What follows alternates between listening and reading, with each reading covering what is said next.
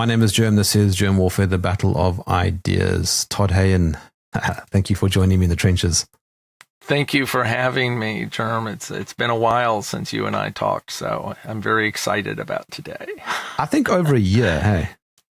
Yeah, it's, as time, when you get old, time, like a year is like 5 minutes. That's what it was. I wouldn't know, Todd. You wouldn't know. No, not yet. You got a little while to go. Yeah. In fact, the ancient Egyptians thought that time was relative. There wasn't, some things actually took longer than other things. It was like, that's how they perceive time, which is really the truth as far as empirical experience is. It's like there are things that seem to take longer, but we have the clock that tells us it's the same. Yeah, but to hell with clocks. Technology. When you and I started chatting a few years ago, it was, I think, in the height of the COVID event. And yes, it's all quote unquote over now. But yeah, I'm guessing. No, it is. Part of it is. Yeah. Yeah. Well, I mean, that part, the whole psychological operation, that people were told about some sort of biological event, that part is over. But COVID, the word, is kind of like it's like a catchphrase now for something much bigger, isn't it? I think so. Yeah.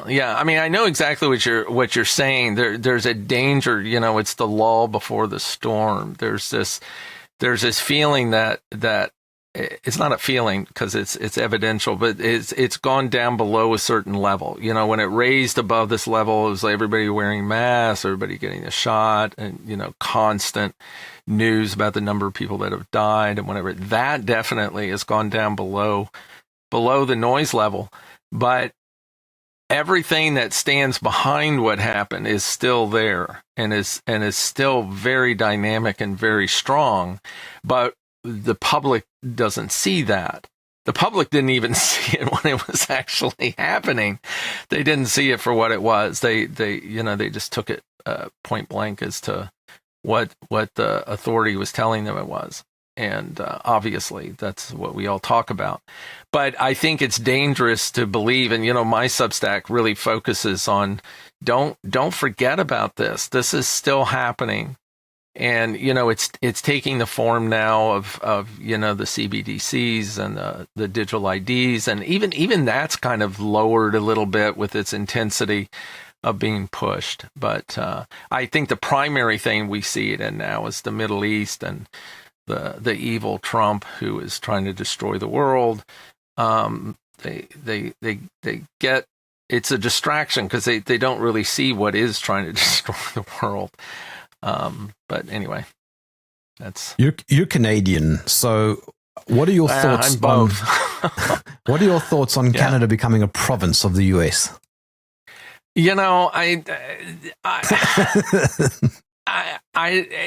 don't know. I think in theory or hypothetically it already is, and I think a lot of that is typical Trump blather, and it has a purpose behind it, and the purpose behind it is working. It's creating a nationalistic fervor in Canada. All of a sudden, Canada is independent and elbows up and all this junk that's going on here. I mean, it's actually quite terrifying.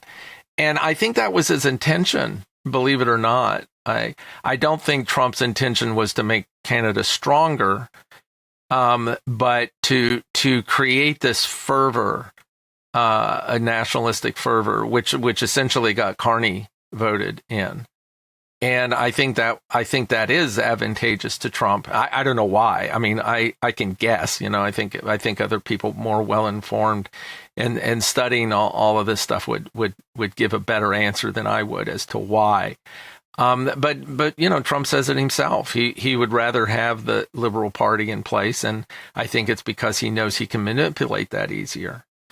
And so that's what the whole 51st state thing, I think the intention, just like the Gaza thing, turning that into Trump Wonderland. It's weird, and there is an intention behind it, but I don't think it's what people think. I don't think it's what is on the surface. If that answers your question, I don't know. Canada's a weird place right now. It kind of reinforces the whole idea that it's just all theater. It is all theater. Absolutely. Always has been. I think it's different theater now.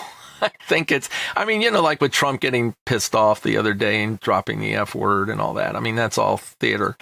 And it always has been theater, but I think it's been more deceiving theater. I think it's been more like the goody two-shoes president who never would curse and is not a bully and whatever to the public. Like Obama, good example of that. Obama like presented this charismatic, really together, loving, caring person, and then he's bombing the shit out of Syria and whatever, Yeah, and now it's more surface, and the tactics that are played are still theater, but I think they're easy to figure out, actually, if you think about them. If you're a critical thinker, I think it's easier to look at what Trump is doing, for example, and like get it, to go, okay, this is what he's doing. This is the theater he's presenting here now. I think it was harder before when it's deceiving, when it's deceptive. It's harder to see it because you got to dig a little deeper. Trump is obvious. I think it's really obvious. And the people that think he's literal hate him. Look at what he's doing now, and you like go, well, it's not really what he's doing. It's what he's saying, but he's not really doing it, I don't know. I'm not a big Trump fan. I'm watching carefully. I'm not any fan. I've never been a fan of a president. But I think that's the right position to hold. Yeah, it feels that way. Yeah. It's a big game. I don't know anything about it. I don't personally know how to manage the world and what those decisions that are made. There's a whole bunch of different levels you can look at it. I mean, you can look at it at the consensus level. There's a war going on. Israel is being threatened by the Muslim world or whatever, and they have the right to blah blah blah. You can look at it at that level, which most people do, or you can look at it at a deeper level that they're all theater. They're all manipulating one another for different reasons and different goals. And it isn't the ones that we're told. It isn't about religious freedom, for instance. It's not about that. And you watch the agenda, and obviously you can see a more truthful presentation of what it is about. And I don't even think it's about that. I mean, I once in a while, like when I'm laying awake at night, I start thinking about things like the devil or lizard men running things. I mean, you'd like go, well, that actually makes more sense. More questions are answered if it's actually Satan sitting somewhere on a throne with his horns and saying, okay, we're going to destroy the human race, and this is how I'm going to do it, and or alien lizard people or whatever. It makes more sense. But then I wake up and I go, I don't think so. I don't know. I'd love to talk to I'd love to talk to you about this, because I know you have the same kind of open mind that I do. It's like, well, maybe so. Maybe the Earth is flat. Maybe there are no viruses. And whatever. It's like, okay, state your case. Let me hear it and think about it. I mean, I know we've talked about that before, and you and I are similar. Yeah. Well, to be fair, if I fly in an airplane, and I often do this, and I look out the window, the horizon does look completely flat, right? but then the counter argument is, well, you're not high enough. Oh, all right, fine, I get it, but it does look flat. Or does David Icke have a point? That everything's a simulation, and there are lizard reptiles. I mean, King Charles, look at him. He does look a bit cold-blooded. Yes, he does. Well, if you've ever entertained the thought, which is a very viable presentation, that consciousness creates material reality, and that the quantum physics, I mean, all these like very, very, very well educated and thoughtful people have come up with these, like, the multiple universe concept, the infinite number of universe, the infinite number of realities that consciousness actually forms. I mean, if you've entertained that at all, then anything's possible. You know, anything is, because if our consciousness can create material reality, then we're creating lizards and we're creating a flat Earth. And I've always said this, back at a time where everybody believed that the Earth was flat, it was. You know, it's like if everyone believes it's flat, then it is flat. And if the majority of people believe it's round, to those people it is round. Like literally, manifested round. The people that believe that it's flat, they can prove it is. Because it is in that multiple universe, in that reality. So if you entertain this thought at all, I mean, anything goes. That's a very interesting way of looking at things, Todd. Because what it implies is that storytelling, narratives actually matter more than facts. Because absolutely, the history of humanity is storytelling. Yeah, everything's storytelling.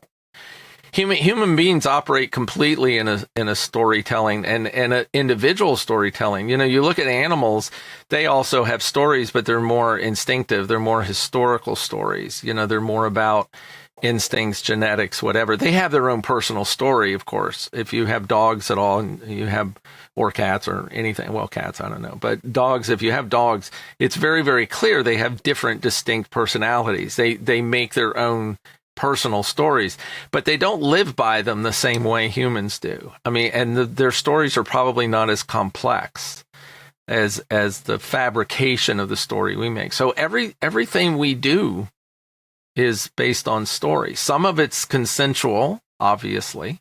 Some of it is personal. And if you work in psychotherapy like I do, it's amazing the personal stories people make that don't correspond with material reality, whatever that is.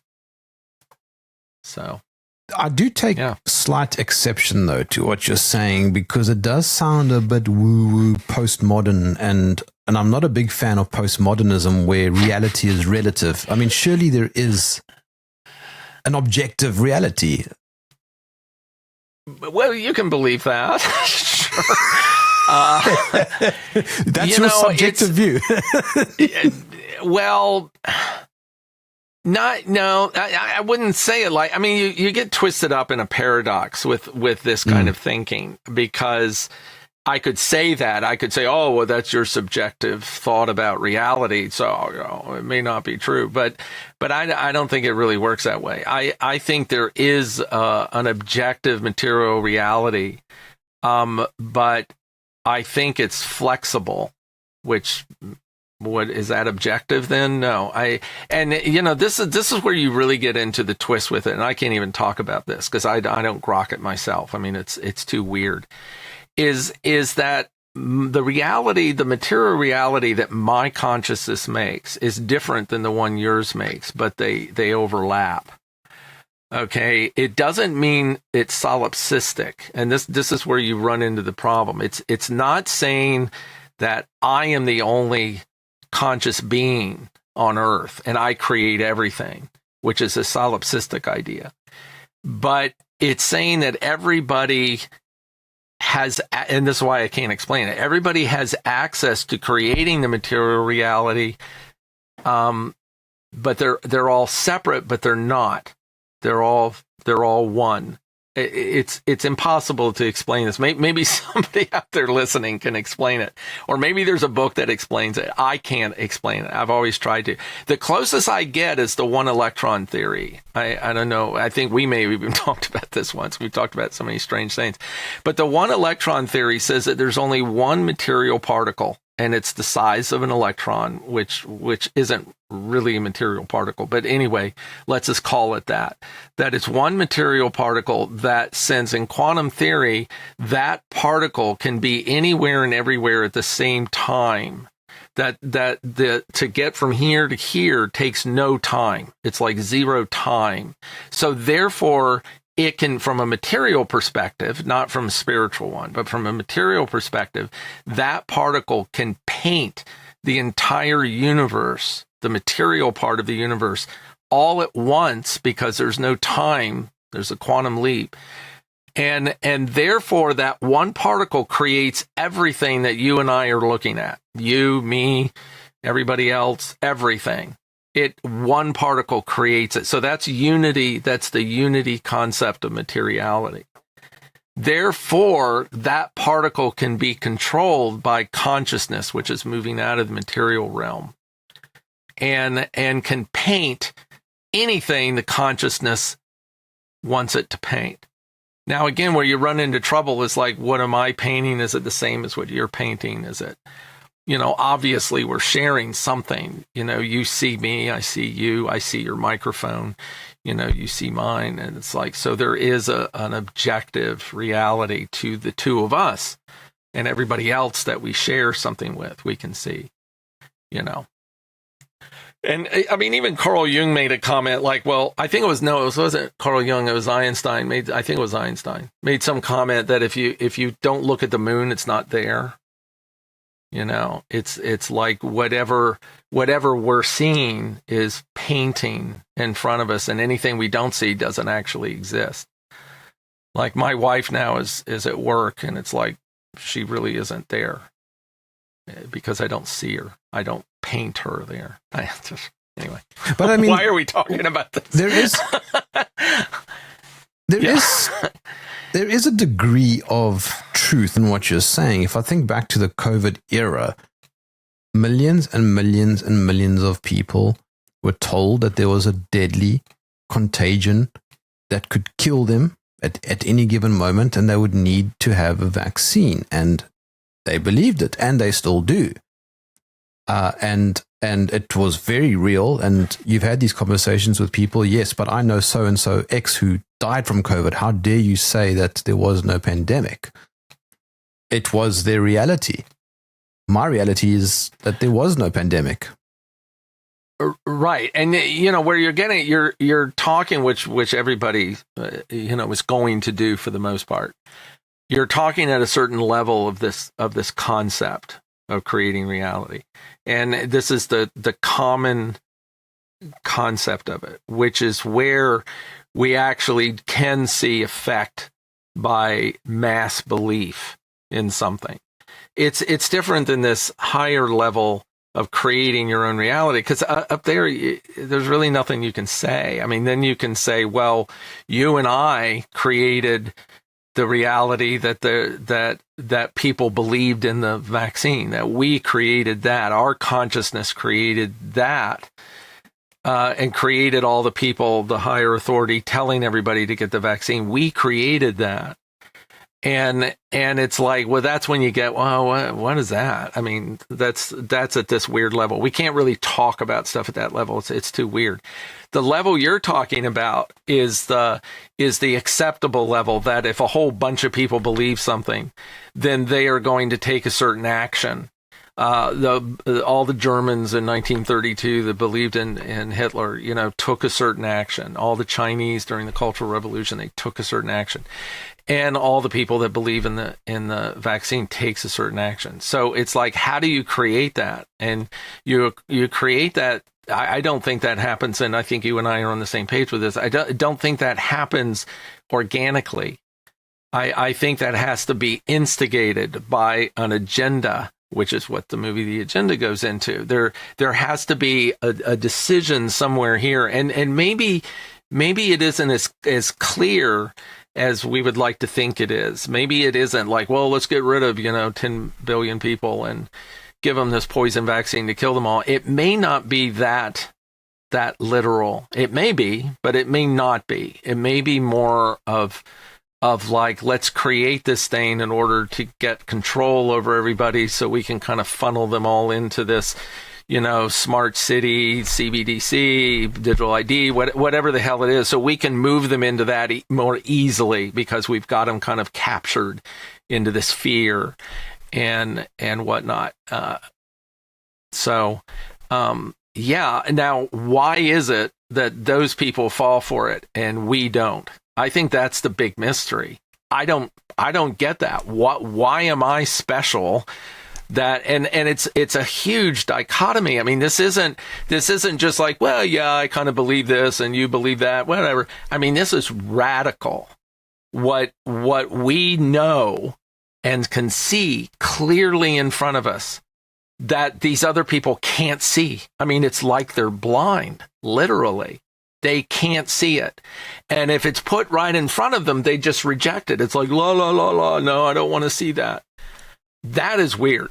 I find that very, very strange. Matthias Desmet, who wrote the book on totalitarianism, but many others have written similar stuff.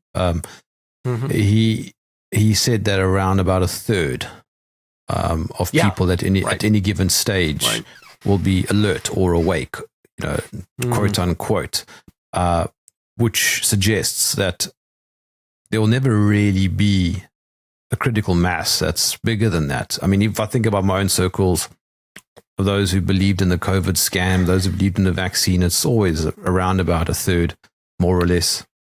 I mean, I beg your pardon. Those who didn't believe in it was around about a third. Sorry, I meant to say that. Right. Yeah. That was implied. I think I figured it out.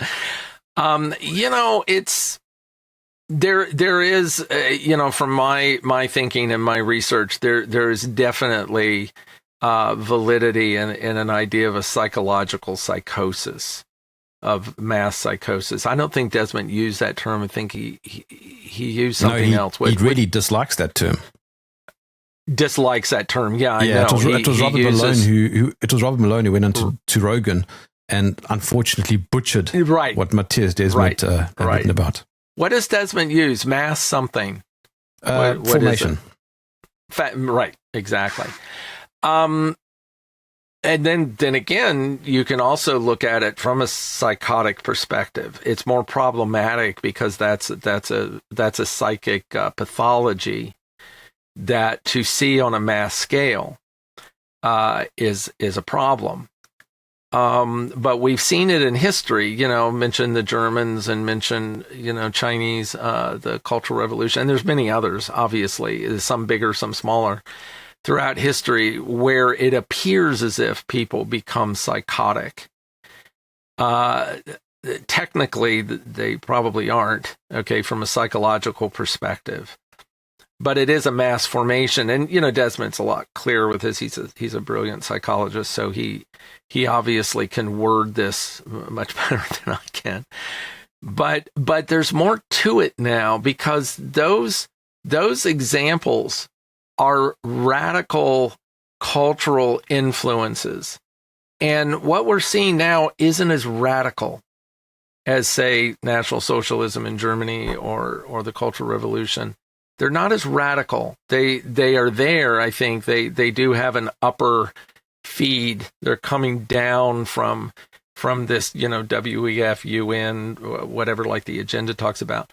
But to have the effect that it has, it's not, and we can talk about, well, that's because of the COVID thing, and that was radical, the fear that was put into, but it already happened before that. It was like people were ready for that, to be radicalized by fear and whatever. They were open to it. And they immediately took it and accepted it. There was no question anywhere. There wasn't people going, oh, well, I don't really believe this yet. You've got to give me more information. No, nobody cared about any of that. It was like instant, so. This term radicalization or radical is a term I've thought about a lot. And I don't really know what it means, Todd. It seems to be relative. It's always the other person who's radicalized. It's never you. Well, there's a lot of words like that, like conspiracy and whatever. You're absolutely right. I don't even know what the definition of radical is. I think what makes us not radical and them radical is when it deviates from. I know this is going to be hard to say without controversy, but when it deviates from objective reality, truth, I boil down a lot of this stuff because a lot of times I sit around and go, gee, am I the crazy one here? Am I the one that's paranoid? Am I the one that's, and I boil it down to really simplistic things like there's no way that I can go on the other side of the concept that an 8-year-old should be advocated to have surgery or take medication because they're not the sex they were born with. I mean, something as simple as that. But that's quite radical. Which is radical? Which one? To believe that? To have children, your view now. To have your view in which you are opposed to it, because the normalization of it is what's going on, and so your pushback is what makes you radical. Right, to that group of people, it's radical. Yeah, but just like what you're saying, that the term oscillates back and forth depending on who's saying it. But and you could say that about conspiracy, or you could say that about a lot of things. Or truth even. Facts are dependent on who is defining them. But there's an untruth in that. Now how people use the word radical, I don't know. I mean, obviously, it's probably deviating from the actual definition of it in the dictionary. But yes, you were a radical if you were in Nazi Germany and was Jewish.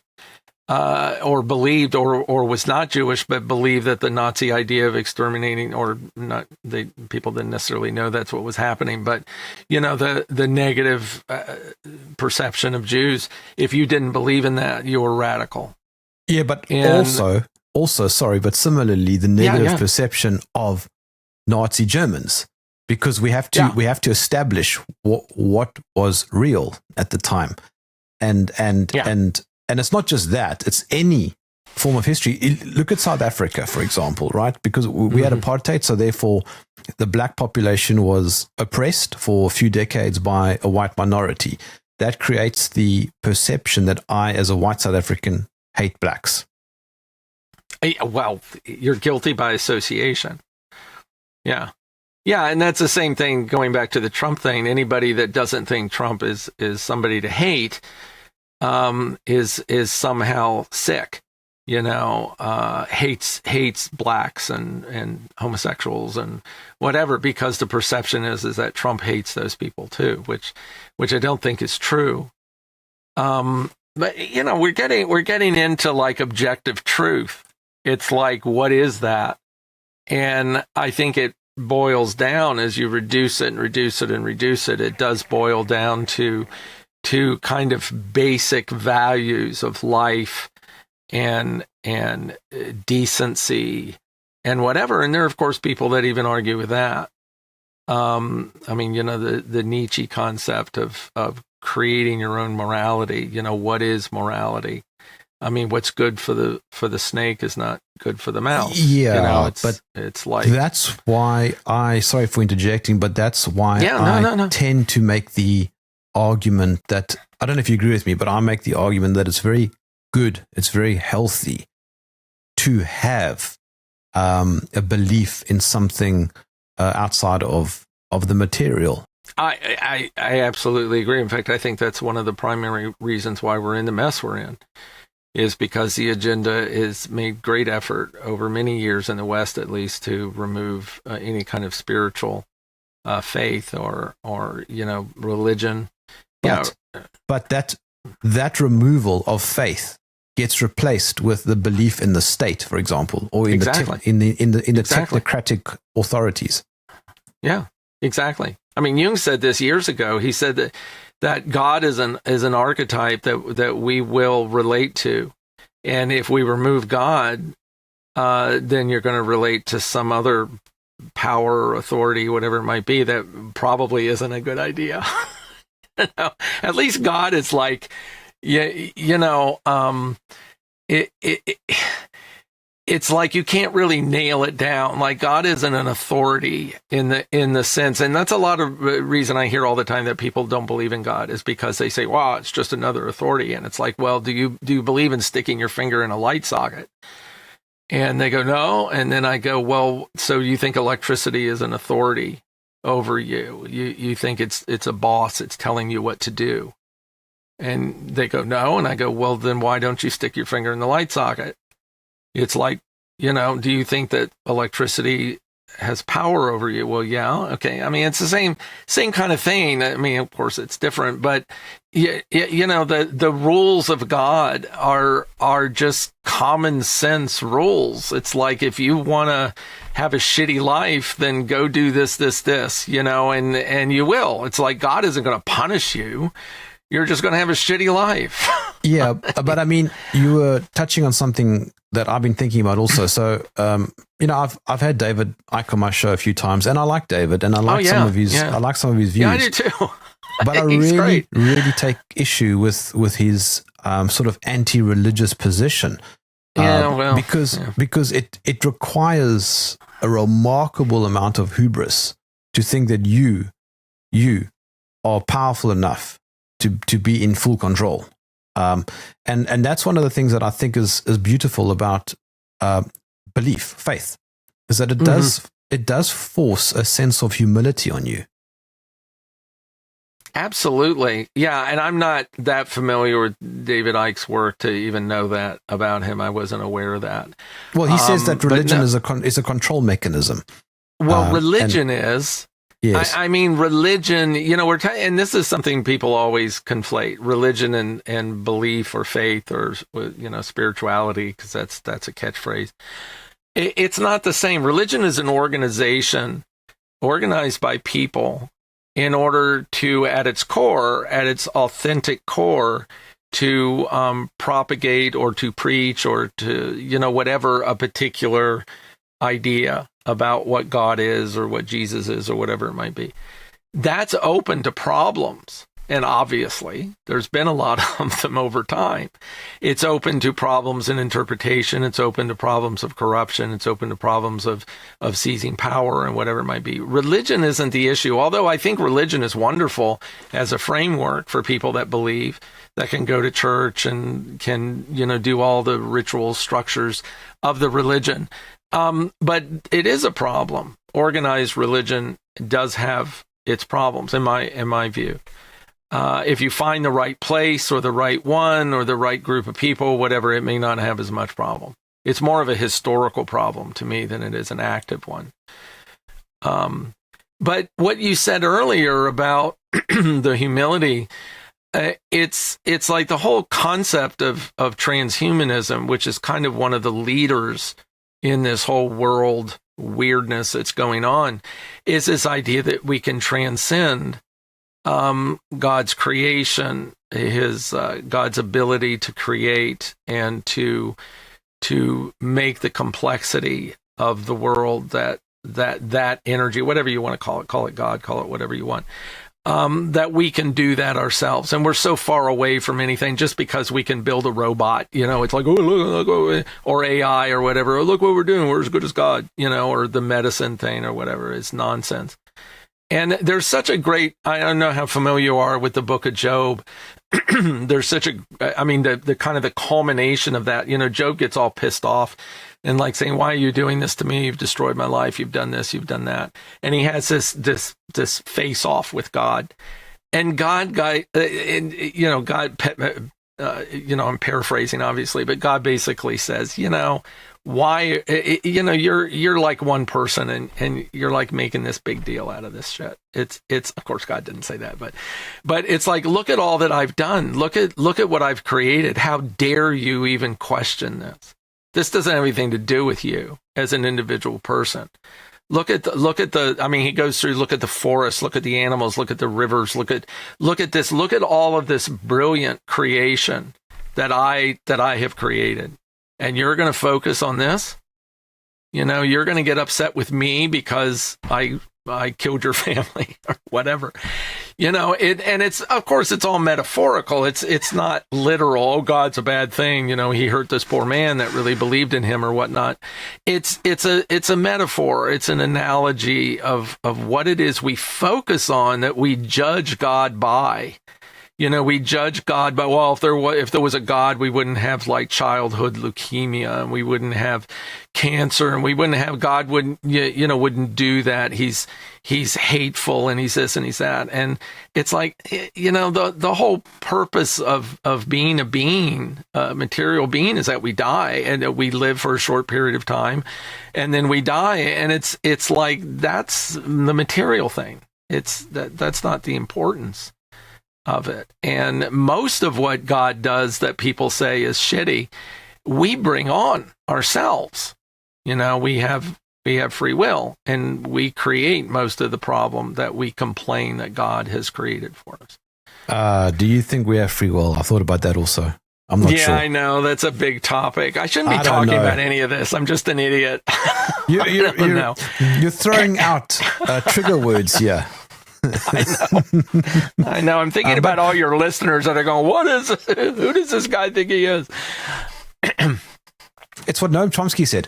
You have the parameters of acceptable discussion or discourse, or I guess by extension, movement, and then you're encouraged to aggressively move and have discourse within those boundaries, so that you think you're free, but you can't go beyond those boundaries. Why can't you? Well, you can, but there's a great deal of resistance. A border of a country is a good thing, right? It's a good thing. It creates neighbors. But I'm still saying that by virtue of the fact that somebody's born in North Korea, how free are they really? Well, within that context, you're 100% correct. But the metaphysical perspective is more that we can manipulate matter, because matter is an illusion. That matter is created, and the only reason why we abide by it is because we're told the story that we have to, or that it would be almost impossible not to. Like your story about traveling, it's like we believe that is a limitation because it's been put in place, and we believe it. We believe it because we see evidence of it clearly over and over and over again, but we believe it, and therefore we don't attempt to change something that we believe. And again, I think there's a certain point where we don't die on that hill. It's like there's no point in you walking across the border or doing whatever, like Jesus would walk on the water. I mean, that's the whole Jesus on the water thing. Who is it? See, I don't know the Bible well enough, but is it Peter or Paul or somebody that they're on the boats or something, and Jesus says, come over here, and he says, I can't walk on the water. And Jesus says, ye of little faith. Something to that regard. And it's like, well, what do you expect? I have to have faith that I can walk on the water? And it's like, well, yeah, you do. If you really believe you can do anything, if you really believe that you have free will, then you do. You don't follow the rules. You don't stop because there's water. And there's a lot of evidence that if you step on water, you'll sink through it. So it's like it's a story that we have reason to believe. Now, there's little ones that we can overcome. I have a lot of clients that have no self-confidence. They won't go out for a job. They won't go date a woman. They won't ask a girl on a date because they're terrified. They're told a story that, blah, blah, blah.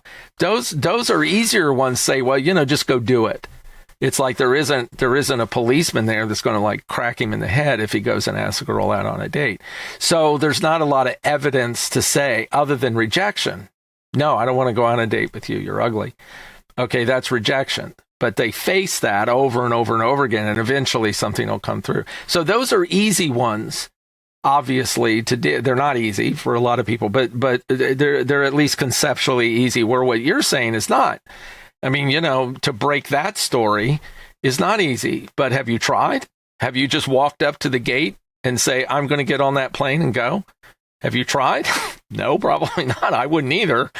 Okay, so, but you go, well, maybe something would happen if you truly believed you had to get to Canada and get on a plane, then maybe something would happen. Maybe the person at the gate would drop dead from a heart attack or something, whatever. I don't know. Something would happen if you break through that story, that belief. Now, this is hypothetical. This is a more of a higher up, transcendent spiritual belief. It is done unto you as you believe. It's the story of walking on the water is the metaphor. I don't think we need to do that in every regard in our life. So we don't really have to, exercise our free will. And yeah, I think from a pragmatic point of view, you can definitely say what you said. We don't really have free will because we can't really do anything we want. Can the guy that was born with no legs, can he go and win the Olympics as a sprinter? No, he doesn't have free will, even if he wanted to do that. And also, when does it start? I mean, for example, we have a little child and he doesn't start crying because he chooses to. He cries because he's hungry or because there's something wrong. He doesn't understand will. It's just an instinctive response. Or if somebody comes up behind you and they stab you in the back, you instinctively respond. You don't act on free will. Yeah. You have to go back to what we were originally talking about with creating your own reality. If I'm sitting in a room and somebody tells me stories, or if I watch TV shows or reads books about, or listen to what you just said about people coming up to you and stabbing you in the back, and there's no free will in what you do there, then that's the story. And that's what I'll believe, and that's how I'll see it. That's how I'll see it for you. That's how I'll see it for everybody around me, because I'm creating that reality through my own consciousness. And this is that really weird metaphysical idea I'm talking about. So the story is what you just said. You can't get on a plane if you're in North Korea. You can't do this. You can't do that. If your kid's crying, your kid wants.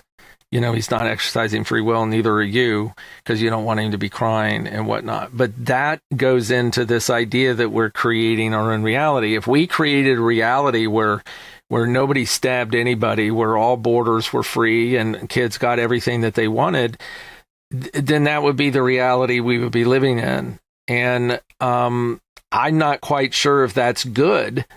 I think it's a terrible idea. Yeah, I mean, there's reason for restriction. There's reason for the story that we can't do anything we want. Well, I mean, hierarchy creates order. Yeah, what do you mean? Like, what does that have with what we're talking about? Hierarchy creates order.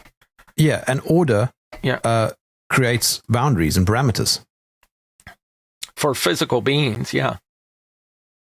Yeah. I mean, this is what I think philosophically we're getting into here is this idea of why can I curse on your show? Can I use the F word? Why the fuck does it matter if we're material beings that are radically limited just by our materiality? Unless you think you can recreate your materiality, that you can make yourself a snake or a weasel or whatever in order to better deal with your environment. You can shapeshift. There are people that believe you can. Become a woman. Yeah, right. Exactly. That's a good example. But we don't do those things because our higher self is essentially saying, no, you're supposed to, as a physical being, the whole point of being physical and not being ethereal, not being a spirit, which is where we return and what our true essence is to go through the challenge of limitation. That's the purpose, that we're limited. I mean, look at some of these people that are born with no limbs or whatever. Some of the stories you hear about these people being able to grab a hold of life and make these incredible experiences in life with these radical limitations. So I agree with you with that. It's like there's no point in taking your ability to manipulate matter and get on a plane and go to Canada using that ability. There's no purpose in it. If you had to get to Canada because you had a child or whatever that was dying there, and you being there would save them, you probably would figure out a way to get there. That would not limit you, but there's really no reason to at this point. Does that make any sense? Huh? In all fairness, there's no reason for anybody to go to Canada. No, there isn't. Not now, there isn't. Actually, it could be a lot worse. This isn't North Korea or any number of places that would be a lot worse to be in. But Australia. Yeah, a friend of mine said that being in Canada is like being on the first boat that hit the beach in Normandy. It's like they're going to be the first one that gets mowed down, with all that's going on. And that's probably true. So, yeah. We've been chatting very philosophically, but I mean, that's your shtick. That's what you do. Shrews Views is like a sort of philosophical, psychological take on reality and the world around us. And you got a book out, haven't you? Yes, sir. It's coming out on Monday, where you can get it if you can see that. That's the book, The View of the Shrew. We're all shrews, all of us on this side of the fence. I named us that.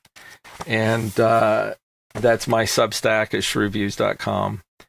And we do, I appreciate you calling it philosophical. I don't consider myself a philosopher at all.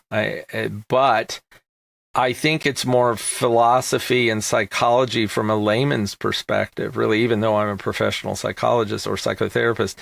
It's still my take as a layman, as a person, on what's going on. And the interesting thing is that when I first started writing, I thought, why would anybody be interested in what I'm having to say? And the number one comment I get from the people that read my work is, I was just thinking the same thing this morning. And thank you so much for putting it into the words you put it into, because it makes so much sense and it resonates with what I'm thinking. And that's it. That's what drives me to write, because every time I write, I go, gee, I wonder who out there is thinking this too. And so it's been very, very rewarding in that sense. But I think it matters also. Something that I've learned from the COVID era is the profound unreliability and inconsistency of materialism. Well, that's interesting, because that's my experience as well. And I think it's a lot. It's like all of a sudden you go, whoa, what about that? Is that true? I've always thought it was. And then you start to look into it and you start going, it probably wasn't. And that's a strange awakening, because it's not based on just, that's contrary. Oh, this is contrary to what everybody thinks, so it must not be true. It's based on evidence. You look into it and you start like going, I never thought of that. That's absolutely doesn't make sense. How did they do blah, blah, blah? And then you go, because you take everything for granted. It's like, oh, sure, it happened, so they must have figured it out. And then when you go, well, maybe it didn't happen, and you start looking and you realize they didn't figure it out. And like the moon landing is a good one. My new theory with the moon landing is that they and this isn't my theory, this is just an idea, that they did actually land on the moon, but they didn't have the technology to let everybody know that, to have the cameras and all that. And they go, but we've got to let everybody know we're there, so let's make that part up. Let's do a film of them walking around on the moon, and let's make all that crap up so that we can prove, or we can pretend like we're proving that people were actually there. And it all backfired on them. That it's like, whoa, no, this is all fake. And well, we actually did land. No, but I mean, Todd, we all know that the Earth is flat and the moon is just plasma. That's right. Exactly. Yeah. It's fake. We don't know what's on the other side of it. So who knows what's over there? By the way, have you seen that movie? I think it's an Apple movie. It's called Fly Me to the Moon. Came out a year ago with Woody Harrelson and Scarlett Johansson and I forget now. Is it Channing Tatum? I think it's very good. And the reason why I say that is that it's the first movie in the mainstream Hollywood sense with A-list actors and a big budget that actually entertains the idea that the moon landing was a hoax. Really? Yes. Does it do it comedically? No, I mean, is it like making fun of it? Yes. It basically makes their side look ridiculous and as a clown show. But the point is that it nonetheless entertains the idea. And it's a big portion of the movie. And that guy who is the clown is Woody Harrelson. And it's such a good spin to the moon landing Apollo mission story. I would strongly recommend watching it. Oh, definitely. I'm going to check that out. That's very cool. Because remember, that's very cool. As opposed to simply not even entertaining the idea is now opening the gate. Right. It particularly if the truth is the thing people are starting to believe that they didn't believe before. And, what is truth? Okay, well, in the material world, there is an objective truth. Now, you can get into the metaphysical crap we've been talking about and say, well, there really is no truth, because of everything's manipulated. But in the material world, at least the story that you and I guess most every other person, if they're real, adhere to, there is a truth. There is a truth about 9/11. There is a truth about Kennedy. And whatever. And if that truth was covered up through government manipulation or whatnot, and most people didn't see the truth, then what you're describing is that people are waking up to the truth. They're not changing their story. They're just the story does change, but they're not just changing their story. Now, there's a lot of people, I believe, that are coming to the truth with no evidence. They're not actually seeing the evidence. They're just following the trend. Oh, gee, did you know that, all kinds of people are believing now that Kennedy was not assassinated the way that we always thought. But they don't actually go in and say, gee, I wonder why people are thinking that, and look at it. They're just going along like they did before with the consensus of what people are saying or what movies are saying or whatever, which is better than the other way, obviously. You can propagandize the truth. You can cause people to believe the truth the same way you can cause them to believe a lie. It's the same method. If you don't look at evidence, you're following the pack. And that's better than the other way. I mean, it's better than following the pack for a lie or an untruth. So you're touching on good. Epistemology, though, the theory of knowledge. Why do you believe what you believe? This is a conversation I had recently with Peter Boghossian, who wrote a great book called How to Have Impossible Conversations. And he argues that facts don't really matter. What matters is why people believe what they believe. Well, ultimately, that's true. I mean, obviously, ultimately, that's true. I still believe, and maybe you do too, even though I'm talking about this weird metaphysical stuff, I still do believe there's an objective reality. And I know you asked that question right at the beginning, and I wishy-washed around it. But I don't think we can really function through life, at least easily, as easy as possible, without believing that. I mean, I have to believe if I walked out in the street or if I walked out onto the water, I would sink. I am of little faith, according to Jesus. So I do believe there's an objective reality. Now, coming to that is what you're saying. It's like, if I don't believe it, is that as powerful? Like if I don't believe in the assassination, say, as actually really happened, that is more powerful for me that I believe something that isn't true. And I think that's what you're coming to with that, right? That, yeah, in my personal life, and I deal with this every day. I mean, the stuff that I deal with clients is a departure from objective reality. It's an insistence that subjective reality is the truth. And that sometimes is true, but often it's not. I'll give you a good example. Just one final example, because I'm just checking the time. Contagion is one that I have focused a lot on since about halfway through the COVID era. Can you give me something and make me sick? And it's one reason why those people get sick then when they're around somebody else who's sick. They self-prove their belief because of a more placebo-like effect or nocebo effect that if they believe they're going to get sick if they're around somebody who has a cold, then they're more likely to get a cold. I'm in the same place with you with that, and I haven't done enough research. There's a common sense element to me about pathogens and about the transference of bacteria and parasites and various things like that just fit the worldview of nature. It just makes more sense to me that you can spread a disease. And I think it's going to come down to is that it's partially true and it's partially false. And I think that science, quote unquote, whatever the medical industry, whatever has run with it for monetized reasons, run with this spreading pathogen thing, blah, blah, blah. So I don't think it's quite as true as they want everybody to think it is.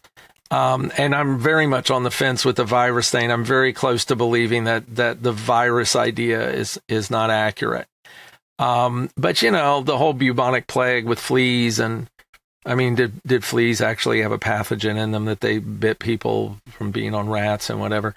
It just makes sense. Now, there are people that argue that say the whole bubonic plague thing was a hoax and was bullshit and whatnot. So what you're saying is a good thing, because what you're saying actually is what science is about. It's about questioning all the time and not just dogmatically accepting. Right. The difference is that we're being, well, maybe it's not that big of a difference, but we're being driven by an agenda.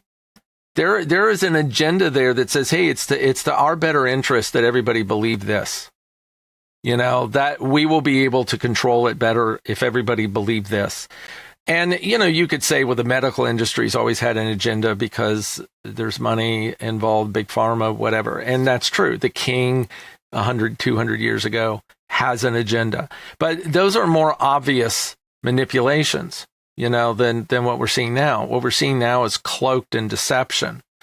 And that's the bad part. That's the reason why people have to wake up. It's easier to wake up 100 years ago because people thought, they went, oh, that's weird. It doesn't make any sense. Their common sense told them, no, it doesn't make any sense. And so they actually, and this is something I think David Icke talks about a lot with the manipulation and indoctrination of education. It's like we're taught not to think. And so be it. Todd, how can I follow your work? Go to shrewsviews.com, www.shrew, like the little animal, views, all one word. And if you're interested in the book, go to Amazon and look for it, The View of the Shrew. Clever. Or book.by Todd Hayen /Todd Hayen. It'll be there on the 30th, on Monday. I would love it. I would love to see anybody new come to we have a community there. That is a primary focus of Shrews Views. My writing is kind of the thing that gathers people, but it's the comments. I comment all the time. I'm always engaged with people commenting, and everybody that's there we're all of like mind, which is kind of strange to think about. It's really weird that so many people on this side of things all think the same. They all pretty much agree on at least the major things. So it's nice. And isolation is one of the biggest problems that we're dealing with now. Is this, and that's why what you do is so important. And anything in the alternative news media is so radically important, because the mainstream is captured. Of course, that's obvious. It's like it's not going to give you anything that's consistently accurate. So thank you for what you're doing and what you've always been doing. You're the man. So thanks, Todd. And with that, Todd Hayen, thank you for joining me in the trenches. Thank you, guys. Take care. Thank you, Jeremy.